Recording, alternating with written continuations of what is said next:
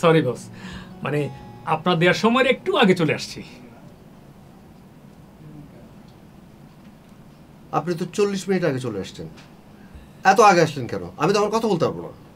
বস কি নতুন অ্যালবামের জন্য গান করছেন? আর একটা ধুম মাথায় আসলো, এই ফোন টোন সব মিলে যাতা হয়ে গেল একদম। ওরে, তাহলে ফোনটা বন্ধ রাখলেই তো হয়। আমি যদি ফোন বন্ধ রাখতাম তাহলে আপনি আমাকে কিভাবে পেতেন? তা অবশ্য ঠিক। তবে বস, একজন পিএ রেখে দেন তো। আমি অত লাক্সারিয়াস মানুষ না, 4-5টা অ্যাসিস্ট্যান্ট, পিএফএ এগুলো কারো কারো দরকার হয়, আমার বেলায় আমি একাই যথেষ্ট। ওকে, ঠিক আছে বস, তাহলে শুরু করি। আরে গত সপ্তাহে তো ইন্টারভিউ দিলাম, আবার এই সপ্তাহে কেন? প্রতিষ্ঠা বার্ষিকীর সংখ্যা, এটা কি আপনাকে বাদ দিয়ে হবে বলেন? হবে না। ঠিক আছে ভাই, 15 মিনিট। আচ্ছা ঠিক আছে, আপনি আপনার নতুন অ্যালবাম সম্পর্কে কিছু বলেন।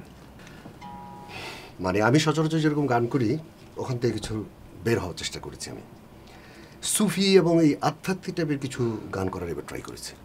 হ্যাঁ, আপনার গান সম্পর্কে আমরা জানি, গান নিয়ে যে আপনার যে স্ট্রাগল, সেই বিষয়ে আজকে কোনো প্রশ্ন করব না। মানে আসলে যেটা জানতে চাচ্ছিলাম যে আপনি বিয়ে করছেন না কেন? এটা একটা প্রশ্ন হলো? কেউ বিয়ে করবে, কেউ বিয়ে করবে না, এটাই স্বাভাবিক। আমার বেলা হয়নি। তা ভবিষ্যতে করার সম্ভাবনা তো আছে। ভবিষ্যতের ব্যাপার ভবিষ্যৎ বলবে। কিন্তু আপনার এই যে হাজার হাজার ফ্যান, তাদের মধ্যে একজনও কি আপনাকে বিয়ের প্রস্তাব দেয়নি? না। আমি যতদূর জানি বস, অনেকে আপনাকে বিয়ের প্রস্তাব দিয়েছে। আচ্ছা, এই প্রসঙ্গটাই আমরা বাদ দিই না কেন? বস, আপনার সেলিব্রিটি, মানুষ জানতে চায়। যারা শিল্পী নন তাদেরও পার্সোনাল লাইফ আছে, তাদের পার্সোনাল লাইফে কি ঘুরছে আমরা কিন্তু জানি না। কিন্তু আমি শিল্পী, আমার গান শুনে কিন্তু মানুষ আমাকে ভালোবাসে। আমি ব্যক্তিগত লাইফে কি তা বিচার করতে আমাকে ভালোবাসে না? আজকে যে আমার লাখ লাখ ফ্যান, তারা কি আমার পার্সোনাল লাইফ নিয়ে কিউরিয়াস? আমার তো মনে হয় না।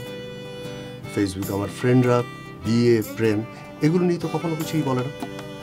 তারা আমার গান নিয়ে কথা বলে, এটা ভালো হয়েছে, ওটা ভালো হয়েছে, দ্যাটস ইট। বসকে একটু রাগে গেলেন নাকি? না, রাগ করবো কেন? আমি আপনাকে বোঝাতে চাইলাম যে আমার পার্সোনাল ব্যাপার বাদ দিয়ে আপনি গান নিয়ে প্রশ্ন করুন, আমি আপনাকে আনসার করছি।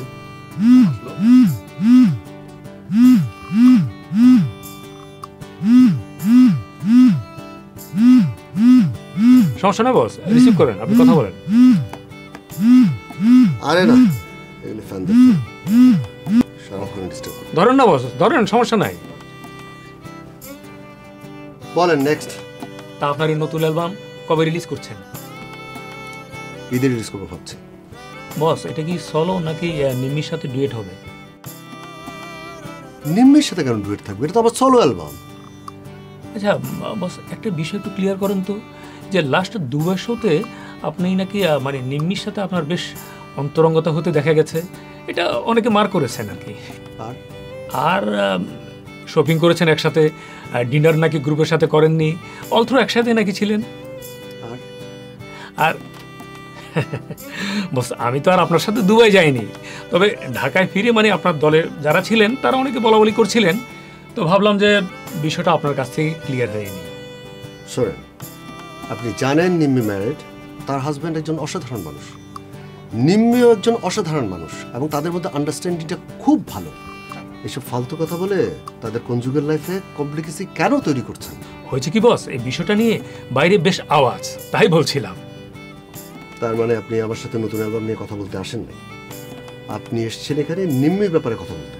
না না না না, মানে কাজ প্লাস স্ক্যান্ডাল। শুনুন, আমি আপনাকে স্পষ্ট করে বলে দিচ্ছি, নিম্মি একজন ভালো কণ্ঠশিল্পী এবং তার সাথে গান করতে আমি স্বচ্ছন্দ বোধ করি। এর বাইরে যা শুনেছেন সব ফেক। ওকে ওকে।